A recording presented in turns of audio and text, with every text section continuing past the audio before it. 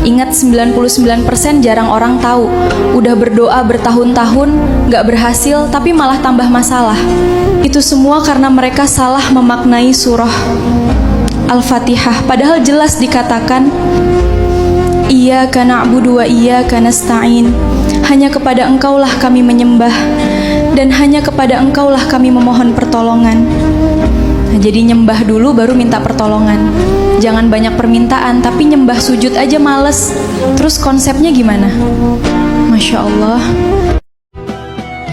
Jarang orang tahu nih, orang kalau hatinya bergetar ketika dia mendengar lantunan sholawat dan nama Rasulullah, berarti hati kita masih tertanam mahabbah atau cinta kepada baginda Nabi. Dan orang yang hatinya biasa saja, bahkan acuh tak peduli ketika mendengar nama Rasulullah, Masya Allah, betapa ruginya orang itu, karena hatinya sudah mati. Assalamualaikum ya Rasulullah, Assalamualaikum ya Nabi Allah, Assalamualaikum ya Habib Allah, Ishfa' lana ya Rasulullah. Saudaraku, jangan pernah lelah beristighfar. Istighfar bukan hanya menghapus dosa, tetapi juga membuka pintu rahmat dan keberkahan Allah. Allah berfirman, mohonlah ampun kepada Tuhanmu, sesungguhnya Dia Maha Pengampun. Niscaya Dia akan menurun harta dan anak-anakmu. Mari perbanyak istighfar setiap hari. Ada sebuah kisah pada zaman Nabi yang selalu membuat hati saya tersentuh. Kisah tentang kesabaran yang luar biasa. Itulah kisah Nabi Nuh. Bayangkan, setiap hari beliau mengajak kaumnya kepada Allah, tetapi yang datang justru ejekan. Kalau kita yang mengalaminya, mungkin kita sudah menyerah sejak lama. Yang luar biasa, Nabi Nuh tidak membalas ejekan itu. Beliau tetap taat menjalankan perintah Allah. Beliau yakin pertolongan Allah pasti datang, meski waktunya bukan menurut keinginan manusia. Lalu datanglah hari yang Allah janjikan.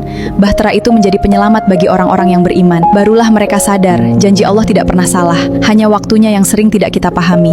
Karena itu, jangan mudah putus asa saat kebaikan belum dihargai. Semoga Allah memberi kita hati yang sabar dan keyakinan yang tidak pernah goyah. Amin. Apa yang hilang darimu hari ini belum tentu kerugian.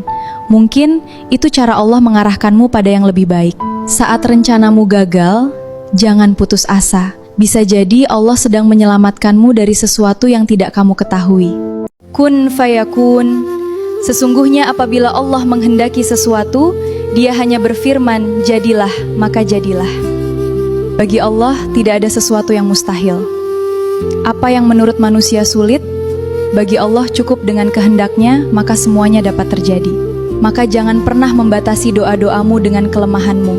Mintalah yang terbaik kepada Allah, karena tidak ada yang sulit bagi kekuasaannya. Jangan pernah berkata mustahil bagiku.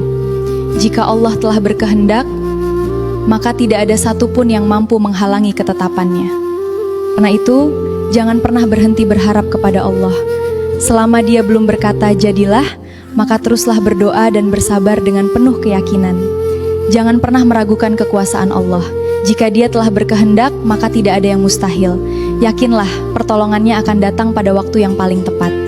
Ada nggak sih yang akhir-akhir ini ngerasa capek banget? Kayak hidup tuh nggak ngasih jeda. Satu masalah selesai, datang lagi masalah yang baru. Kadang kita senyum di depan orang lain, padahal sebenarnya lagi berjuang sendirian. Kadang kita bilang, aku nggak apa-apa, padahal hati kita lagi berantakan.